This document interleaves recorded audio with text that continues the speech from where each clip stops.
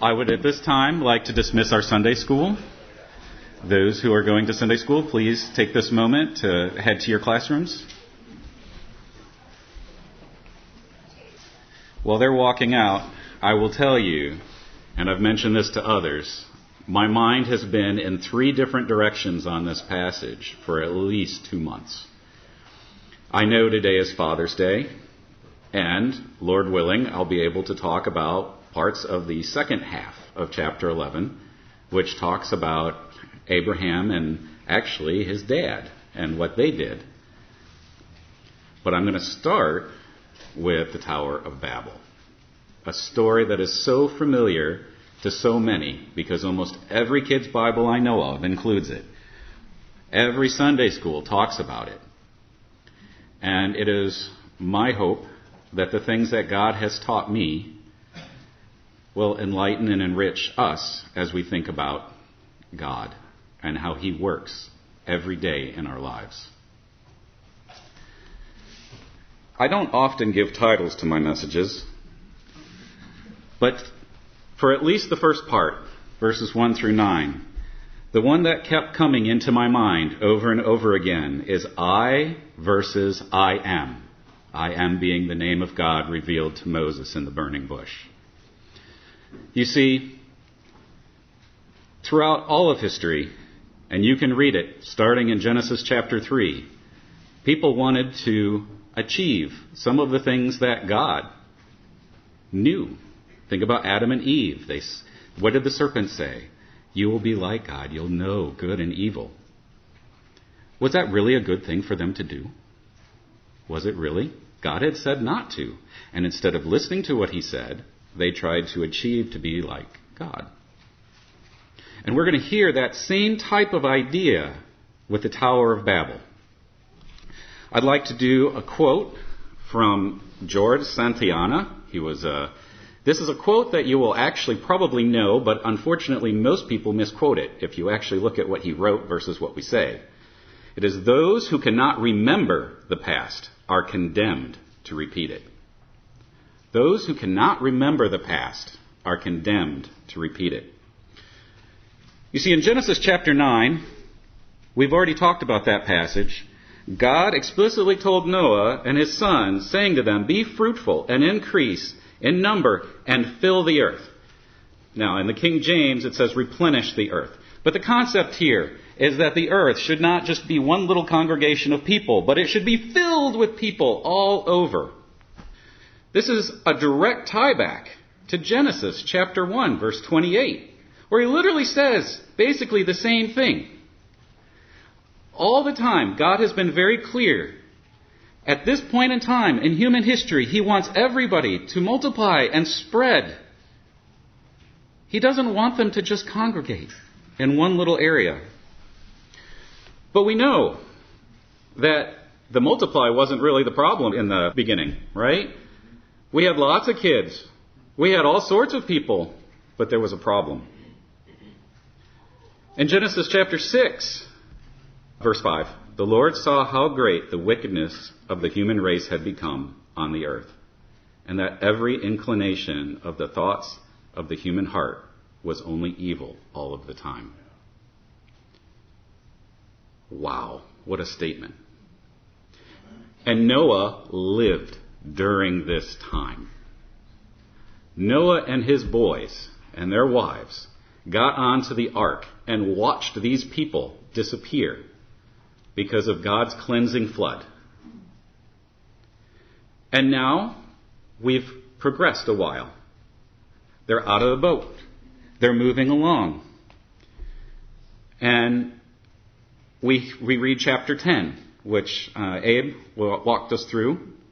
And you know that it lists quite a bit of genealogy. It's the Table of Nations is often what it's called. And it's talking about all the different people and how they went. And there's notes for every single son by nation and language. Nation and language. But we're going to take a step back before there were different languages. Because the very first verse in chapter 11 reads this. Now the whole world had one language and a common speech. So we know that writing in advance, we knew that those nations got broken up by languages. But here we're in a place. We're in a place where we haven't broken down by languages yet. So we're not exactly in chronological order, but it's important. It's important because something changed. And we need to understand what happened. It continues, as the people moved eastward, they found a plain in Shinar and settled there. Shinar is generally considered to be located between the Tigris and Euphrates River, close to the Persian Gulf. Basically, if you were to think about the Great Fertile Crescent, which is what most of the Old Testament is talking about. You're generally going from where the Chaldeans were in Babylon and crossing over and going over towards the Mediterranean and where modern-day Israel is and Jerusalem. You basically follow the Euphrates River and then you kind of come down on the other side, and that's the only place that's really incredibly habitable. There's animals, lions, gazelles, all sorts of things to hunt and eat. There's irrigation. Especially in Shinar, if it's where pretty much everybody agrees, close to a plain that's between the Euphrates and the Tigris, it has lots of water.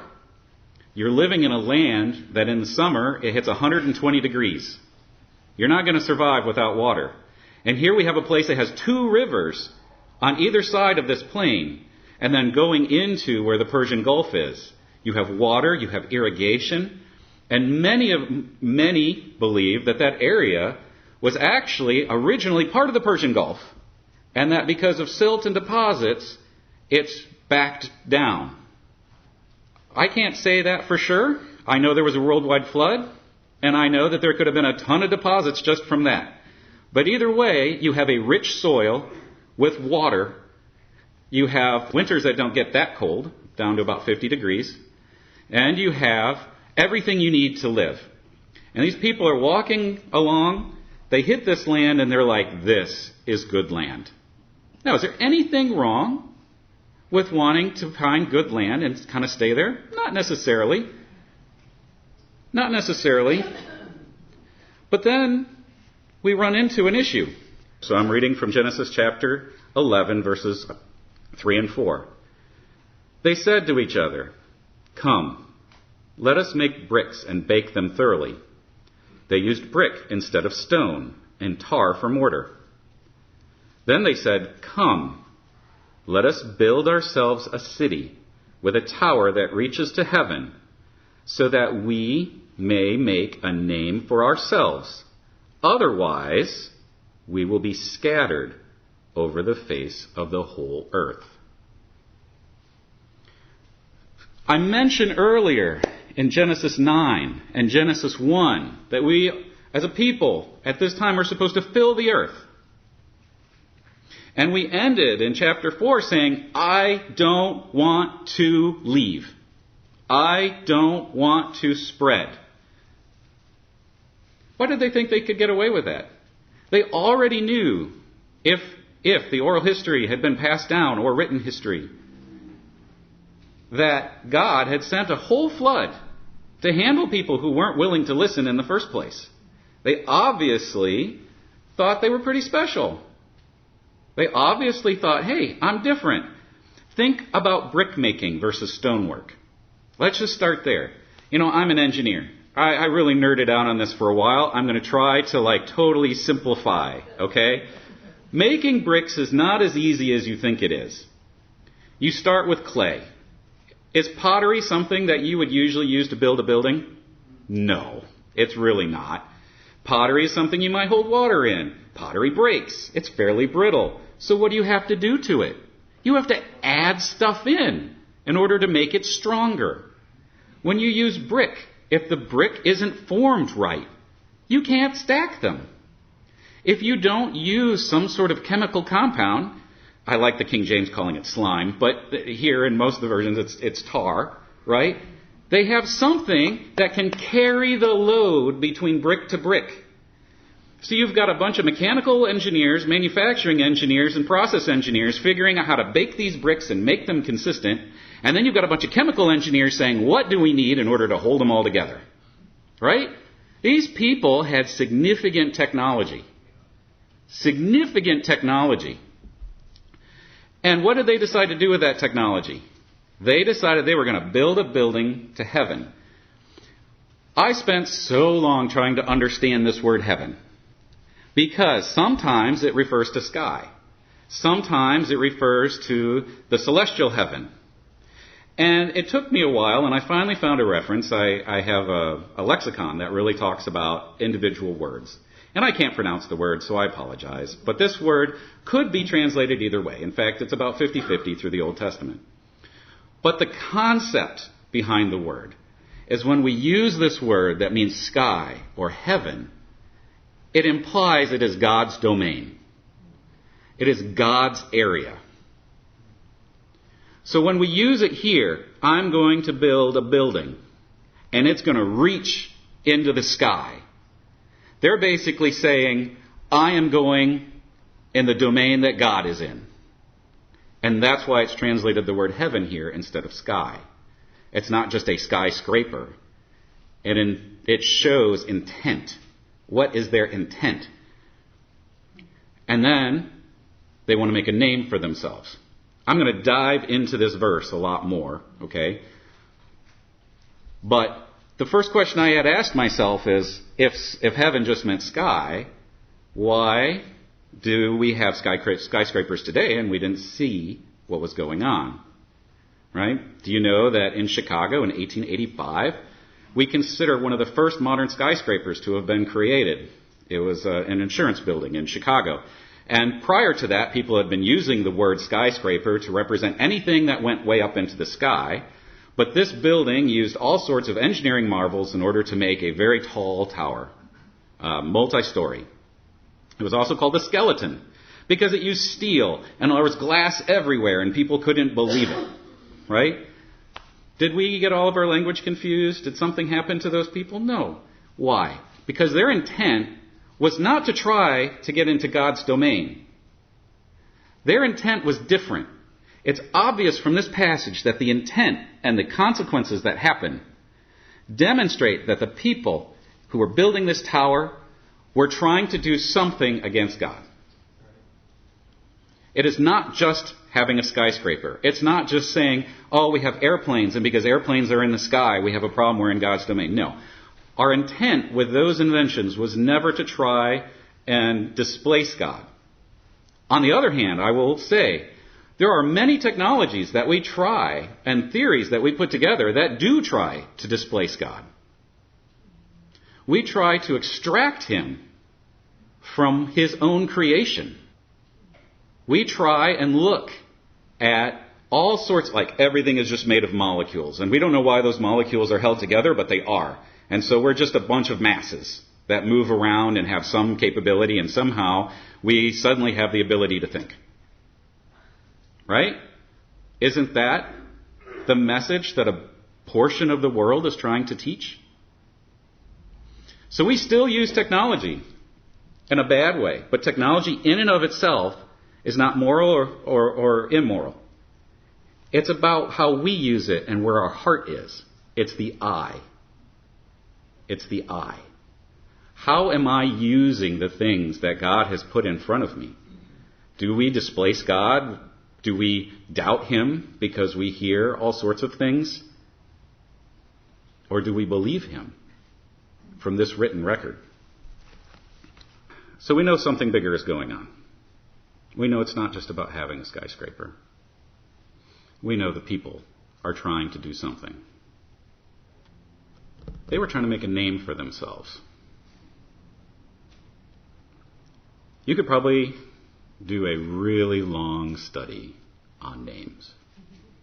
I'm going to try to give a couple of passages to give us some concepts about the power of names. I think the first thing that came to my mind when I thought about naming is God named Himself in the burning bush. I am. I am. I am self-sufficient. You are my creation, and I love you, but I am the one who's self-sufficient.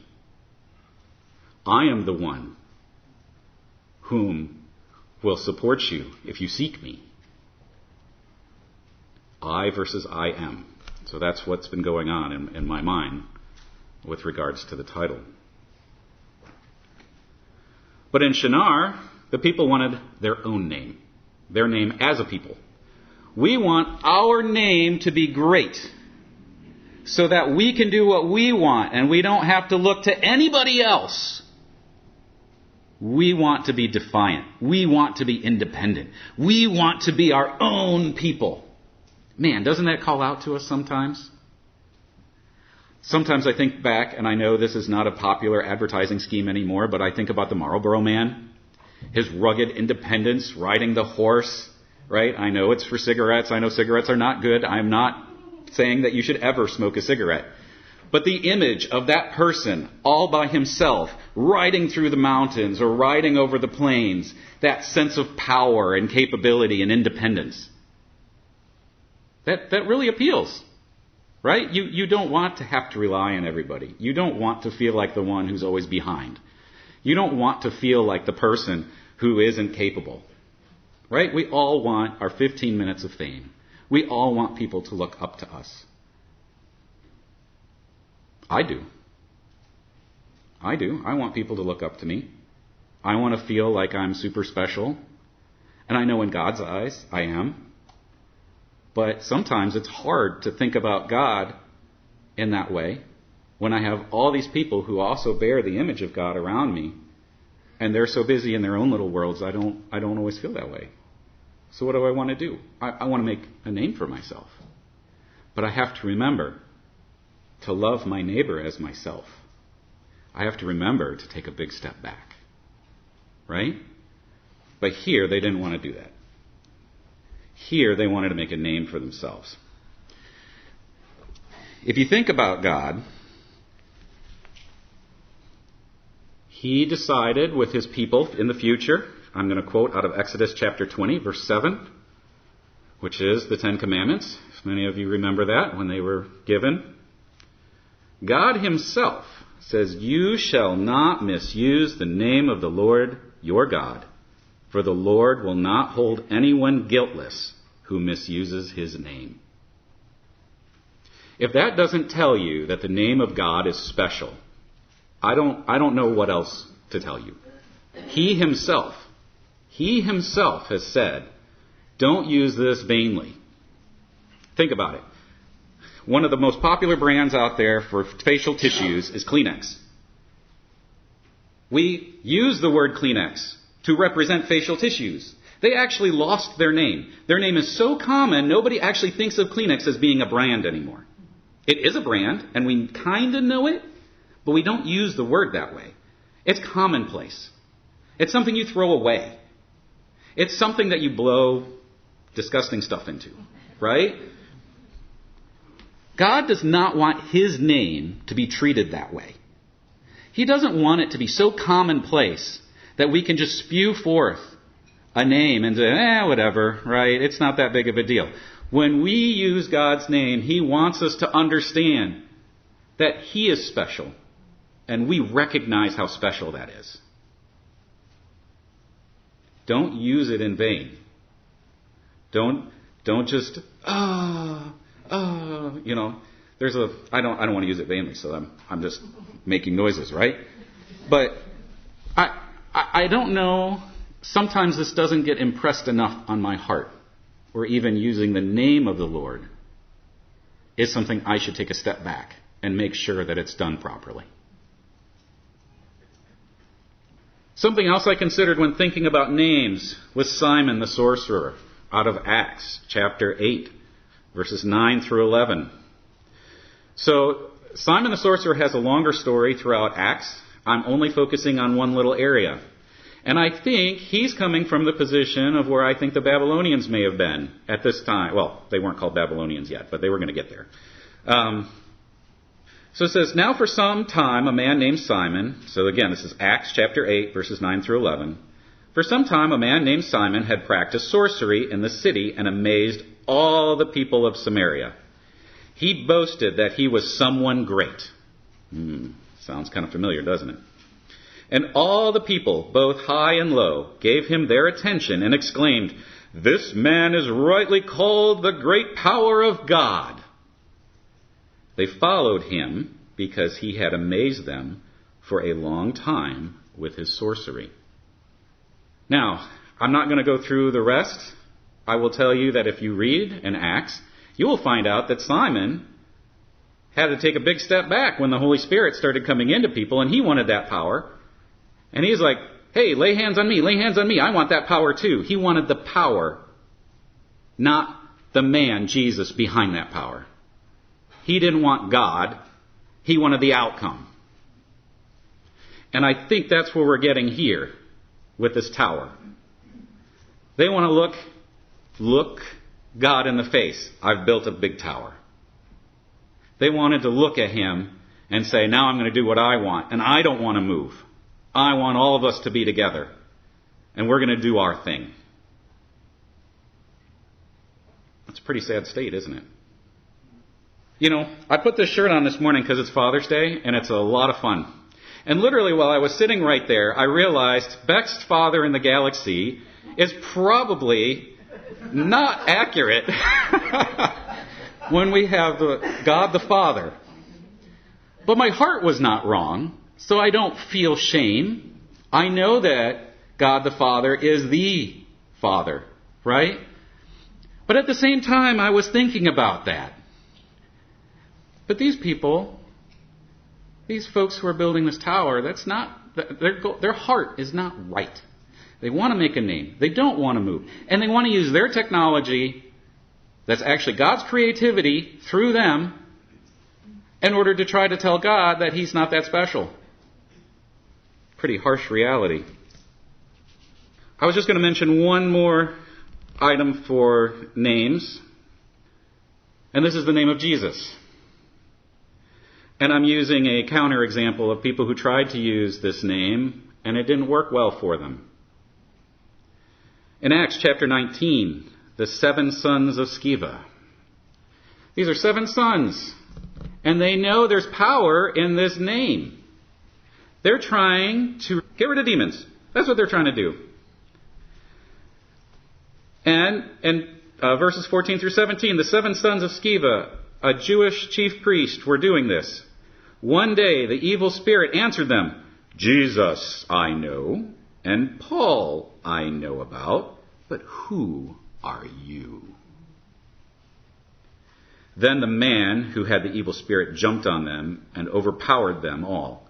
He gave them such a beating they ran out of the house naked and bleeding.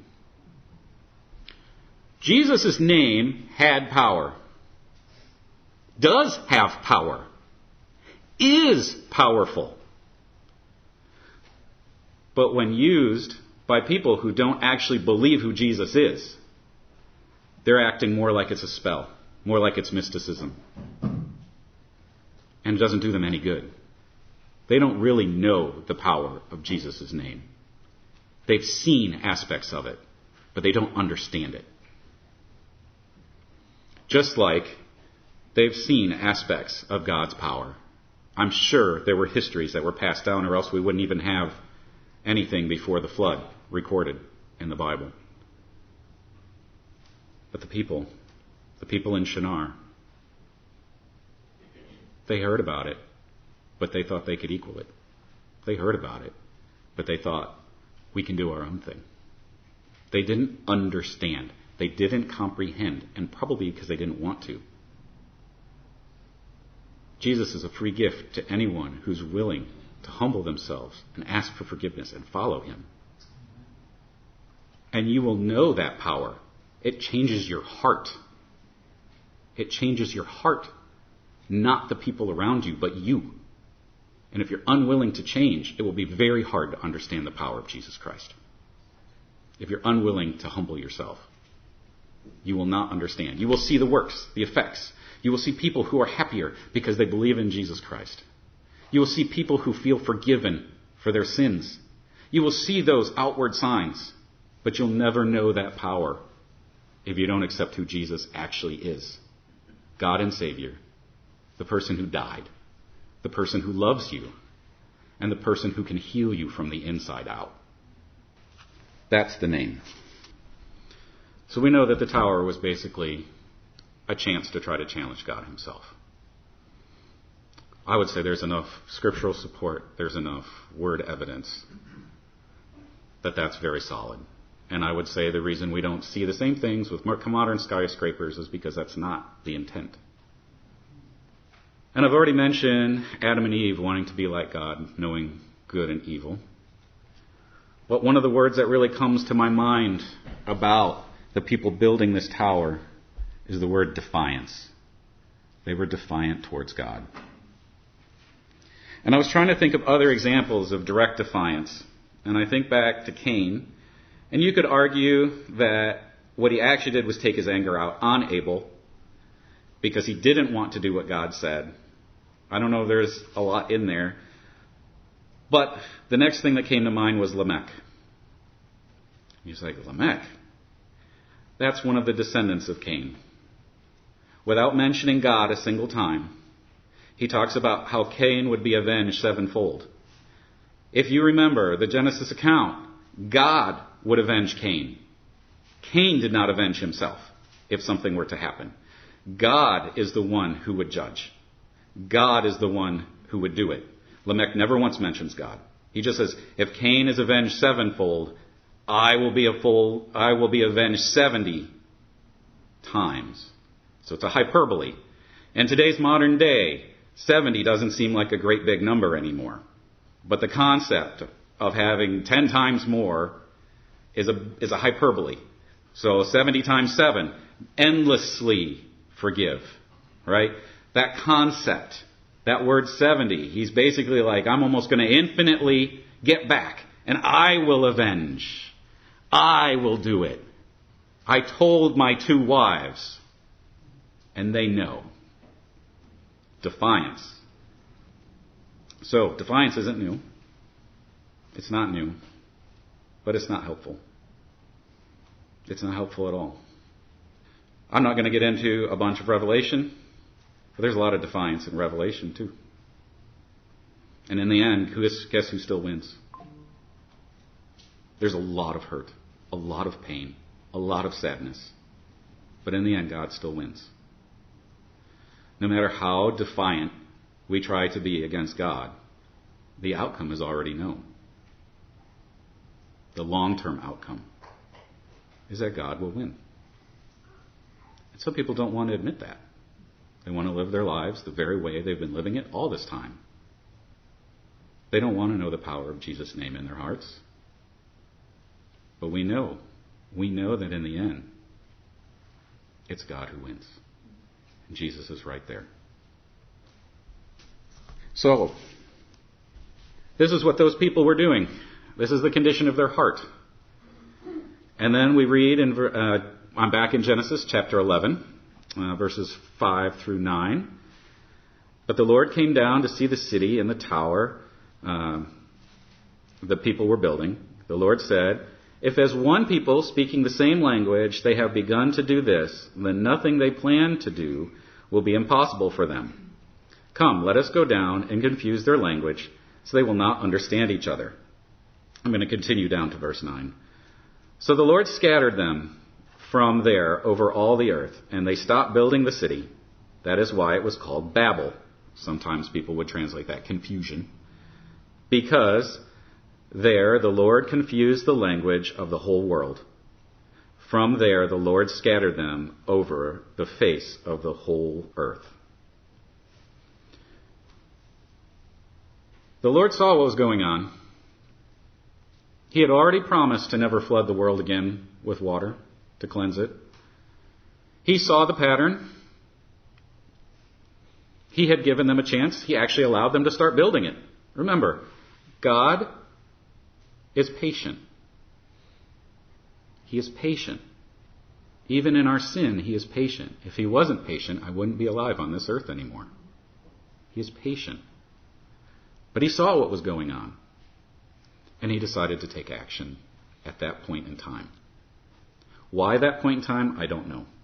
He decided to look. He saw what was going on. He said, collectively, if all the people could communicate to each other in their same language, and everybody is an aspect of an infinite God. I'm not saying that each one of them is an infinite God. I'm saying they have an aspect. And you put all those aspects together, they start being able to accomplish great deeds. The problem is, what they were trying to do with these great deeds was not what they should have been doing with these great deeds. They were trying to make a name for themselves as a people. They were trying to challenge God. He said, okay. I don't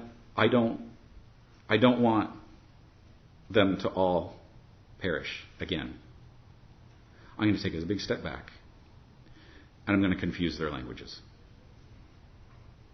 I'm going to confuse their languages, and because they can't talk to each other the same way, it's going to reduce that technological advancement, and it's going to help them spread, which is what I asked them to do in the first place. There was a worldwide consequence for these actions. Now, I bring up the word worldwide consequence because I can't fully understand, and this is maybe a lack of understanding on my part, if everyone from the ark migrated down and were in the plain of Shinar or only a portion, because it's not real clear. There's a table of nations beforehand, but you see that it also lists different locations where they would have been. I can't tell if people stopped along the way as they traveled to this location. I can't tell you those things. I can tell you that Ham's descendants were definitely there because Nimrod was explicitly mentioned as part of Babylonia. And I can tell you that in the later part of this chapter, we know that Abram and family were all located in Ur, which means land, of the Chaldeans. And the Chaldeans at this point in time in history were all located a bit south of where people believe Babylon was located, closer to the Persian Gulf.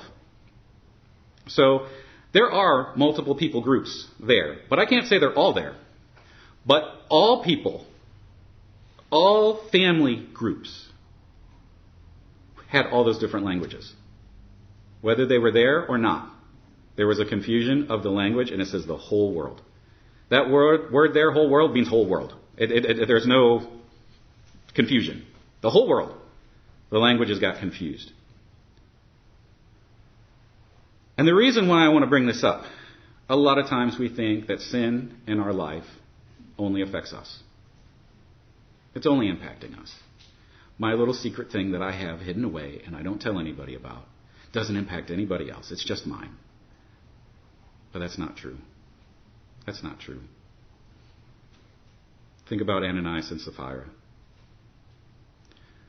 They made one little lie. They didn't even have to say they were going to give all the money. But because of the church and where it was at, there was a severe consequence right there to make sure the church would continue to grow and that everyone was honest with one another. One little bit of yeast works its way through. It's one of the reasons I'm thankful that the chapel here has a Lord's Supper service. Every time you take the element, have you prepared your heart? Have you repented and changed if there's something going on in your life? God has enabled us for every good act of service. All we have to do is follow and do it. Do we take the opportunity to do it? Or do we hold back? Do we hold back because there's something in our life? For those of us who know the power of Jesus' name, the change in our heart. In the Old Testament, they talk a lot about the circumcision of the heart. Basically taking away the hardness of the heart and exposing the softness of it so that we'll follow, we'll listen, and obey. Does that describe us today? Are we trying to build our own temple up to the sky? Or are we trying to walk faithfully behind the one who has the ultimate temple? I don't have a lot of time to talk about the next section, but that was part one. And I'm sorry I got a little speedy there at the end. I would like to say just a few things because as a chapel, I believe we're going to be continuing to talk about Abram, who eventually becomes Abraham. There is a series of names and genealogies to get to Terah. That would be Abram's father. And if you read that through, starting at verse 10, and you go through, the first thing I would like to highlight is you will see that it includes ages of when they gave birth and when they eventually passed away. Those numbers decrease over time. We've mentioned that before in talking about other genealogies and what happens after the flood. So the lifespans are reducing with time. And then we eventually get to Terah. Terah had 3 sons. And one of the things I want to focus on here in verse 28, Haran died in the presence of his father Terah in the land of his birth in Ur of the Chaldeans.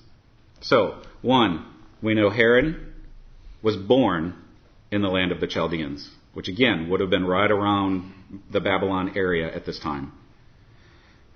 We know that he did get married and had a son, Lot. So we know that in general, he was at least 14 when he would have gotten married, possibly later, but generally speaking, 14 was kind of like a target for marriage. And he had a son old enough that was eventually able to travel. So this is not something, they were not living in this land for like 2 years or 6 months. They had been there for several years. We know that the land of Babylon, based on archaeology, extra-biblical information, had all sorts of idols that they've dug up and found. They had all sorts of things going on. They had a heart of rebellion from the start with regards to the tower. And Terah is at least living here for some portion of time. I can't tell you the lineage. It doesn't say where everybody lived. I'm not trying to make that point. The point I'm trying to make is Terah, Abram, Nahor, Lot lived in this land. Lived in this land. And they saw these things. So why did they leave? God actually told Terah to leave and go to the land of Canaan. Isn't that what we're going to hear when we look at chapter 12 for Abram? We are, by the way, FYI. Terah was told, grab your family, get out of there. Grab your family and get out of there. Head towards the land of Canaan. And he did. He left. Which is incredible when you've been that established in a location, even for 10 years. It's very hard to leave all of a sudden. I'm saying 10 years. You understand where I'm kind of trying to come from that. At least a decade. And they moved. But they ended up deciding to stop in Haran, which I don't know where that is. I tried to find out where that was. There's a lot of guessing as to where that was. The most reasonable aspect I could figure from what I read was it's about halfway through the Fertile Crescent. You basically follow the Euphrates up, and then it's going to kind of go up into Turkey, and you actually want to go down. Sorry, I'm going the opposite direction for you guys. Go down, towards where modern day Israel would be. There's a little bit of a desert space in there, and he probably was kind of like at that top, maybe at that top area. Needless to say, he made a big portion of the journey and settled there. And we know he settled there because when we get into chapter 12, you're going to hear that Abram left his father in Haran and continued on to the land of Canaan. Okay? What does that mean to us? It means that when we think about Abram, he has been dealing in his life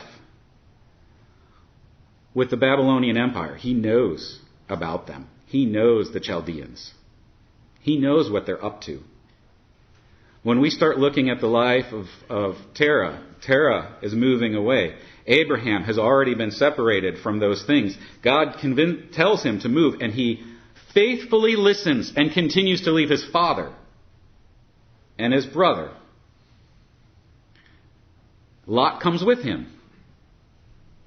And when they get to their new land, they're very familiar with people who are likely, I say likely, I don't have all that, likely defiant towards God.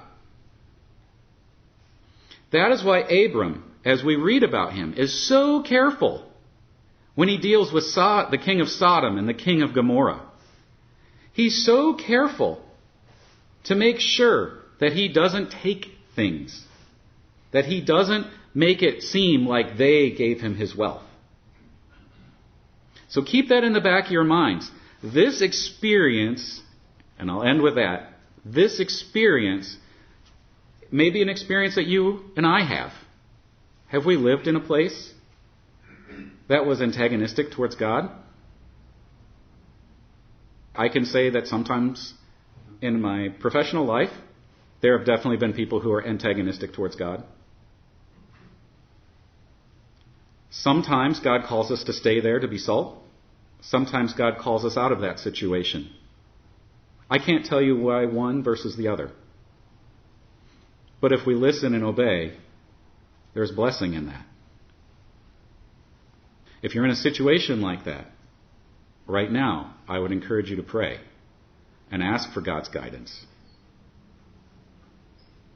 And remember these lessons to help others, so that when they face trials, tribulations, and other issues, your experiences can help those who are experiencing them. And that's what I would like. Well, I have more pages, but I'm going to stop there. But that's what I would like to leave. If I had any application, I would say understanding the power of Jesus in your heart, that it's not external but internal, that don't be defiant towards God. Don't hide your sin deep down. Confess it. Change it. Be a whole person. Take the experiences that you've already gained. Teach them to your children. Teach them to the people around you. Support one another so that we can all work through it together. And I think those are the key points that I learned by reading Genesis chapter 11. Thank you. At this time, I think there's going to be a baptism. I think we need to move. You'll take care of that. All right.